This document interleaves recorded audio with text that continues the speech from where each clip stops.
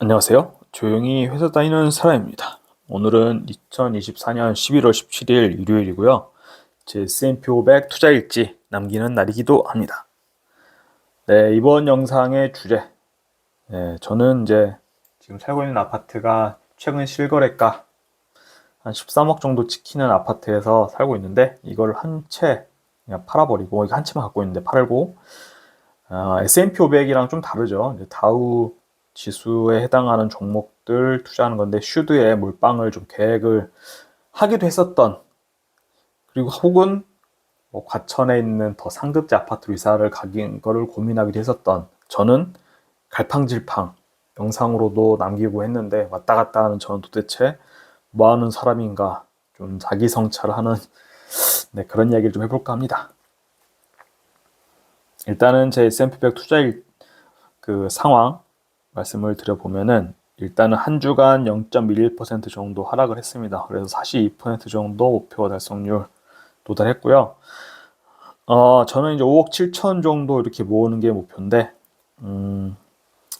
그거에 지금 한 2억 3,900 정도 모았으니까, 네, 42% 정도 됐고요. 이게 어떤 기준이냐라고 하면은, 우리나라 상위 20%, 5분위 가정에서 한 달간 쓰는 돈, 지금 1년치 통계를 보니까 한 490만 원 정도를 한 달에 쓰더라고요. 이걸 S&P 500 평균, 연평균 수익률 10% 가지고 만들어내려면은 나는 S&P 500에 5억 7천 정도가 있어야겠다. 그래서 제 나름대로 이렇게 목표를 정해봤고요.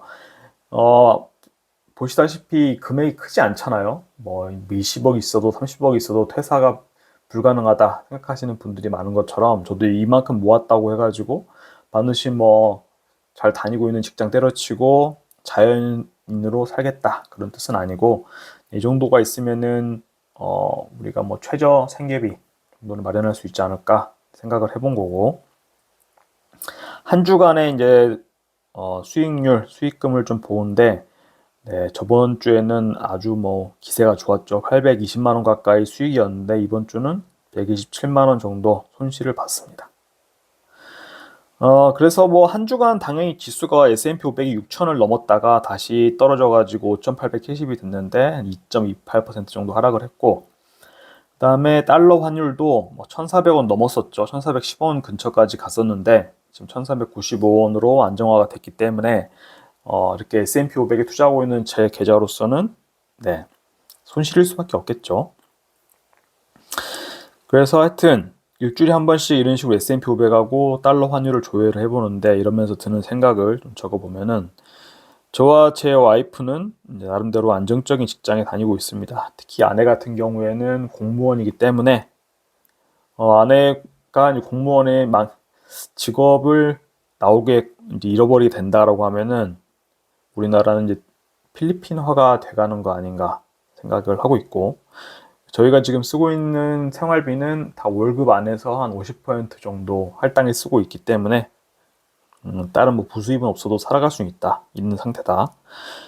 그리고 저는 그럼에도 S&P 500에 이렇게 50%, 월소득 50% 이상을 투자하는 이유는, 언젠가 우리가 예기치 않게 주된 일자리에서 물러나게 됐을 때 당황하지 않기 위함이 큽니다. 그리고 혹시나 명예퇴직금을 받고 나가게 된다면, 그때는 이거 갖고 뭐 하지 걱정하는 것보다는 완전 땡큐다, 우리의 은퇴를 몇 년 더 앞당길 수 있게 되었다라고 느낄 수 있게 하고요. 실제로 2024년도 통계청 자료를 보면은, 이런 식으로 이 아저씨가 대체 뭘 나오셨는데, 평균적인 퇴직 연령은, 네, 49.4세 정도고, 뭐 이때 다 제2의 일자리를 찾아 나서겠지만 주된 일자리만큼 큰 소득을 벌긴 어려운 게 현실이죠. 제 올해 투자 수익률 통계를 한번 보면은, 저도 이 그래프를 자세히 들여다보진 않는 편인데, 이번에 좀 한 번 더 보니까 올해 수익금 플러스 제가 월급에서 불입한 금액이 8,500만 원 정도로 자산이 더 이만큼 는 거죠, 금융자산이.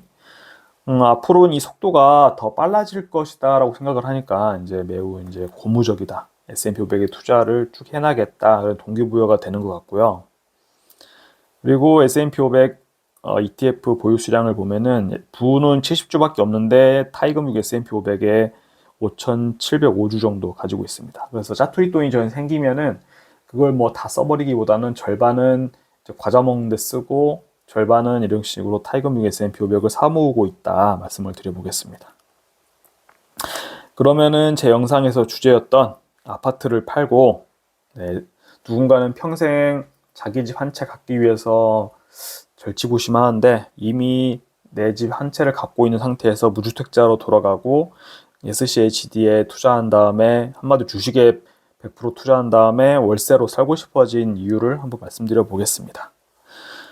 저는 나름대로 취업을 빨리 한 편이죠. 남자치고 군대 갔다 와서 바로 졸업하고 취업까지 했으니까요. 하지만 대기업 입사 4년 만에 제가 입사하던 해에는 되게 경기가 좋았어요. 회사 영업실도 좋았고 성과금도 1, 2년을 잘 받았던 것 같습니다. 그러더니 이제 경기 침체 사이클에 들어가고 이래서 경영난으로 인한 희망퇴직을 경험했습니다. 그래서 제 입장에서는 4년 만에 일반적인 대기업 직장인의 생애주기 사이클을 빠르게 경험을 한 거죠. 이런 식으로 실업급여도 받으러 다녔고 교육도 받으러 간 이 수첩이 아시는 분은 아실 텐데 제가 이 실업급여 수당을 받으며 교육 다닐 때가 만 28세였습니다. 한국 나이로는 30세였고 당시에는 무척 괴로웠죠. 자괴감도 들고 하지만 이게 지나고 보니까 아주 좋은 경험이었고 제 삶에 좋은 밑바탕이 되어주고 있습니다. 그로부터 10년이 지난 지금도 저는 원천징수로 1억 넘게 벌고 있죠. 하지만 이 월급이 언제든지 끊길 수 있다는 생각으로 대비를 하면서 살아가고 있습니다. 30대부터 S&P 500에 투자하면서 절세계좌 이용해서 노후 준비를 좀 이른 시점에 준비하는 것도 그 중 하나죠.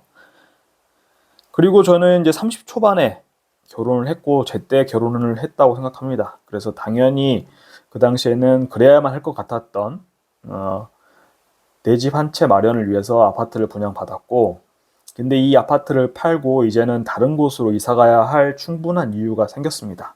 이게 뭐 돈이 없어서 대출이 너무 많아서 그런 건 아니고요. 지금 살고 있는 경기도 역세권에 13억 정도 하는 아파트. 요즘 같은 제가 집을 내놓은 지 2달이 넘어가는데 가격도 낮추겠다고 했으나 부동산에 가보면 이 아파트를 보러 오는 매수 문의조차 뚝 끊겼다고 해가지고 매도하기까지는 시간이 좀 걸릴 것 같은데 제가 받고 뭐 13억까지 받고 싶은 욕심을 버리고라도 언제 매수자가 나타날지도 모르는 상황이라 가격도 낮췄지만 뭐 12억대 팔리길 바라지만 11억대 후반에 결국에 팔리지 않을까 생각을 좀 하고 있습니다. 그래서 뭐 9월 가계대출 이전까지만 해도 아파트 가격이 오르고 좀 분위기가 좋았었는데 저는 이제 9월 이후에 매도를 하려고 내놨기 때문에 당연히 지금 불리한 상황이죠. 그런데 이게 제가 살고 있는 아파트가 이게 지금 위치가 아니라 만약에 서울 주요 입지에 있는 아파트였다면은 더 쉽게 팔 수 있었을 거라는 걸 저도 이해는 하고 알고 있습니다. 그러나 제가 실거주 아파트로 고려를 하자면은 여러 여건상 사당역을 기준으로 남쪽에 있는 곳으로 알아봐야 하는데 마땅한 선택지가 최대가 이제 과천 정도고 뭐 많이 나간 분당 그 정도인데 현실적으로는 평촌, 안양, 광명 이 정도에서 좀 보입니다. 그러면은 지금 사는 곳과 큰 차이가 없는 비슷한 수준의 동네로 가게 되는 건데 아무리 갈아타기를 하더라도 선뜻 또 이런 비슷한 급지 아파트를 사는 게 손이 가질 않습니다. 그렇다면은 뭐 실거주와 투자를 분리해서 서울 주요 입지에 있는 아파트에 갭 투자를 하고 나는 그냥 뭐 그런 출퇴근 용이한 곳에 전세에서 살면 어떠한가 생각을 해봤는데요. 그냥 뭐 몇 가지 제가 그냥 떠오른 아파트들 찍어봤는데 일단 마포 레미안 푸르지오 30평대 평형 기준으로 지금 호가로는 20억 정도 나와 있지만 뭐 기존에 거래됐던 거 보면은 19억 5천 뭐 이렇게 했다고 치면 제 전세를 한 10억 정도 세팅을 하고 제 돈은 뭐 10억 가까이 내면 되죠.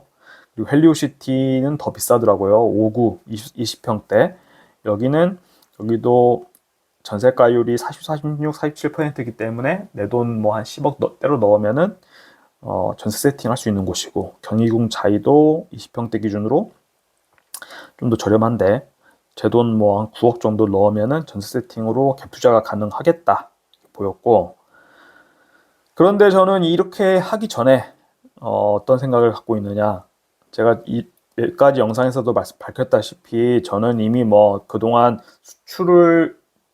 중심으로 하는 대기업, 제조업 업체에서 일을 했기 때문에 그런 우리나라 특성을 좀 그런 회사를 다니다 보면은 회사가 어떻게 돌아가는지가 보이잖아요. 사이클도 있고 성과금이 늘었다 줄었다 하기 때문에 그런 우리나라의 특성상 우리나라 주력 수출 상품은 반도체, 자동차, 석유화학 제품이잖아요. 그래서 이런 제품들의 수출 실적이 감소하면은 앞으로 더 이상의 GDP 성장은 뭐 크게 늘긴 어렵다. 저성장 국면으로 갈 수밖에 없다라고 보고 있고요.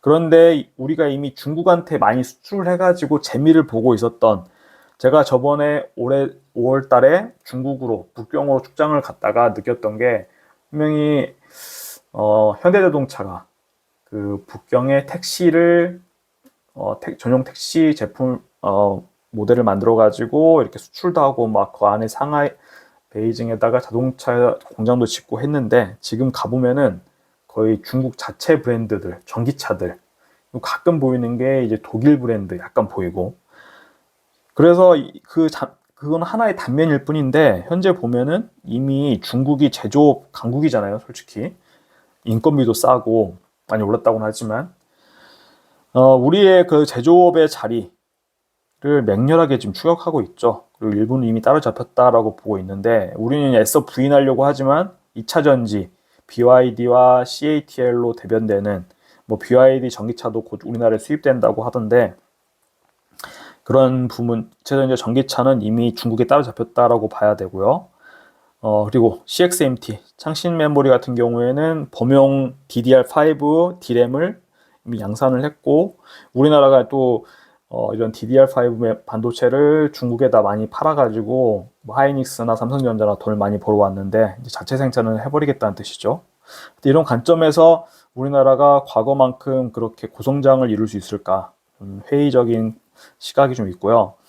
그래서 하여튼 이런 배경을 봤을 때 현실적으로 저는 이제 만약에 내가 서울 아파트에 대한 믿음이 있어서 경희궁 자이 2단지를 이제 매수한 다음에 전세 세팅하는 갭 투자를 했다 쳤을 때 저도 뭐 이제 서울에 그러면은 등기를 치고 어쨌든 내가 살지 않더라도 한 채를 갖고 있는 셈이 되는 거죠.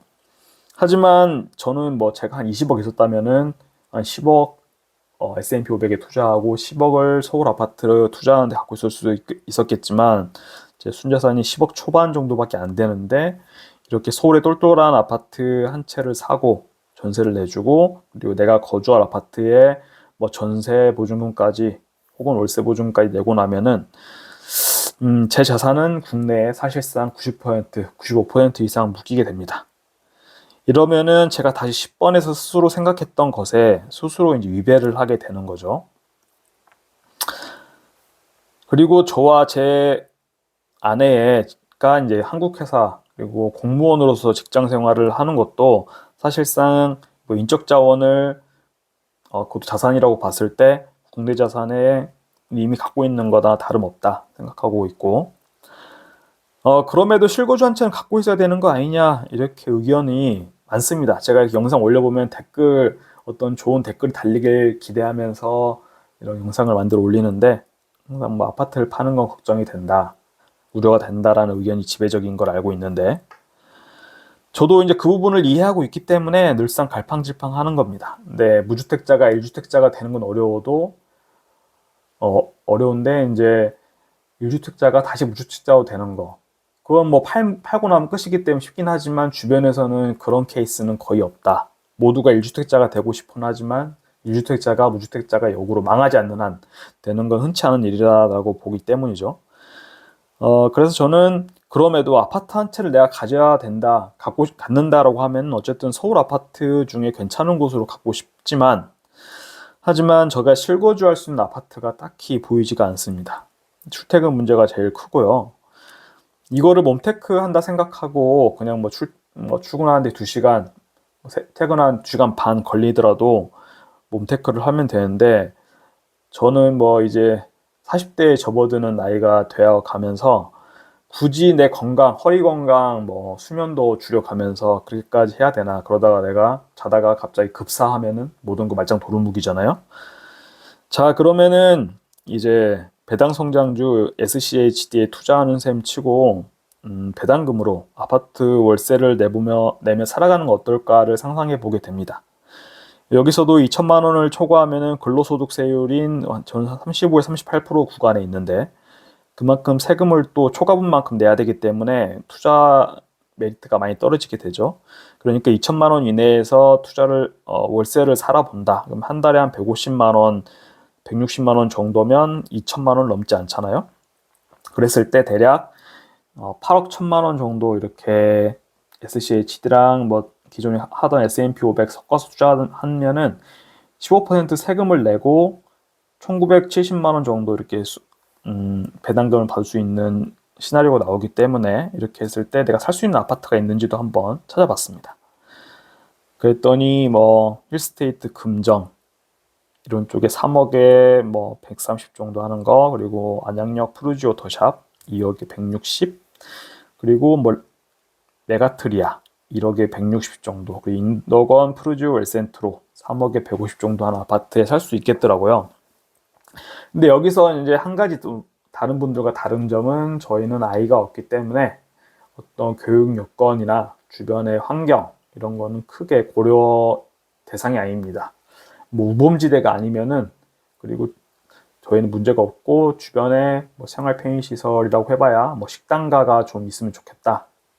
그리고 조깅을 할 수 있는 뭐 그런 천변이 있으면 좋겠다 정도거든요. 그러면은 이제 거주 안정성 때문에 그럼에도 실거주 한 채를 보유해야 한다는 보통의 사람들 의견에 우리의 생각을 한번 정리를 해보면 2에서 4년에 한 번씩 이사 다니는 것이 괜찮겠냐라고 보면, 저희 부부는 둘 다 이제 지방 출신이라서 20살 이후로 이제 대학교 둘 다 인서울로 왔기 때문에 자취와 기숙사 생활을 오랫동안 해왔습니다. 그리고 공교롭게도 결혼하고 나서도 2년 내에 한 번씩 이사를 다녔습니다. 어떤 뭐 집주인이 나가라고 해서라기보다는 저희가 좀 뭔가 새로운 데 가서 살아보고 싶다, 새로운 동네에 살아보고 싶다 이런 게 좀 있어가지고 이사를 다녔고, 그리고 저희는 뭐 애초에 신혼살림 마련할 때 뭐 대단히 크게 뭐 마련한 게 아니에요. 저희는 아예 김치냉장고도 없고 냉장고 조그만한 거, 양문형이긴 한데 조그만 냉장고를 가지고 있거든요. 그래서 새 아파트 들어올 때도 뭐 다른 세대 같은 경우에는 맞춤형으로 이렇게 냉장고 같은 거 새로 맞추고 하던데 저희는 그러질 않았습니다. 그리고 그나마 있던 소파도 내다 버려가지고 이제는 그냥 거실에 안락의자 2개 놓고 살고 있는 그런 상태이고, 그래서 이사에 큰 부담이 없습니다. 그리고 뭐 오히려 새로운 집과 새로운 동네 사는 게 아직까지는 좋고요. 더 늙어서는 어떻게 될지는 모르겠지만 이제 막 40대 초반에 이제 40대에 돌입하려고 하는 그런 30대 후반 부부기 때문에 저희는 아직 젊죠. 그러면은 두 번째로 월세가 오르면은 그건 어떻게 하느냐라고 했을 때 집 한도는 그래서 S&P 500이 아니라 SCHD로 갖고 있으려고 합니다. 좀 더 안정적으로 운영을 하고 배당금을 꾸준히 받아가지고 그걸로 월세를 충당하고 싶은 거죠. 그래서 이제 배당 성장 ETF의 매력은 또 막 매년 10% 안팎으로 이런 식으로 배당금이 매년 오른다는 거고, 월세가 뭐 물가 성장률 정도로 오른다 그러면 뭐 한 3% 오른다 쳐도 충분히 이런 식으로 SCHD 성장분으로 낼 수 있지 않을까. 물론 2천만 원 넘어가게 되면은 그거에 대해서 세금을 뭐 30%대를 떼고 내야겠지만 뭐 그런 거는 감수를 할 수밖에 없겠죠. 네, 그럼 이제 마지막 장인데, 이 정도 고민을 했는데 여전히 제 영상에서도 왔다 갔다 하면서 고민하는 이유는 제가 너무 생각이 많기 때문이죠. 지금 논리적으로 봤을 때는 SCHD에 투자를 해도 뭐 거주의 안정성도 확보하면서 살고 싶은데 살 수 있는, 자산은 계속 늘어가는 시나리오일 것 같은데, 저는 이런 생각도 합니다. 만에 하나 우리나라에 이제 동해안에 뭐 대왕고래 이런 유전이 있을 수도 있다라고 해서 한때 화제였잖아요. 그래서 만약에 그런 유전이 발견돼 가지고 우리나라가 정말 산유국이 된다, 그래서 내수 경기가 오히려 수출 의존적이지 않고 활성화된다면 아파트 가격은 분명히 더 오를 수도 있겠죠. 호재일 수 있겠죠.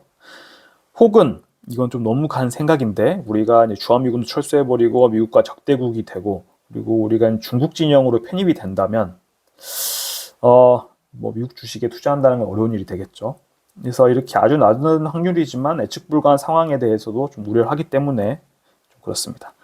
그래서 지금까지의 결론은 우연하게도 넷플릭스에서 재밌는 이 명상살인이라고 하는 독일의 넷플릭스 오리지널 드라마를 보다가 깨달음 얻었는데요. 일단 이 실고주 한 채를 계속 보유하는 거 선택지 하나, 그리고 두 번째는 SCHD에 투자하고 월세로 살아가는 거, 이거에 대해서 충분히 고민을 했었고, 어차피 당분간 집은 팔리지 않을 걸로 보입니다. 지금 이 순간에 뭐 이렇게 어떻게 할지 고민하기보다는 이 순간에 집중하며 살아가자. 그리고 그런 결정을 내려야 될 순간이 분명히 오겠죠. 그럼 우리는 그 가치관을 지금 이 순간에 어떤 선택을 해야 더 충실하게 살아갈 수 있는지 그걸 기준으로 판단을 하자 결론 내렸습니다. 네, 오늘 영상도 좀 길어졌는데 여기까지 보셨다면 정말 감사합니다.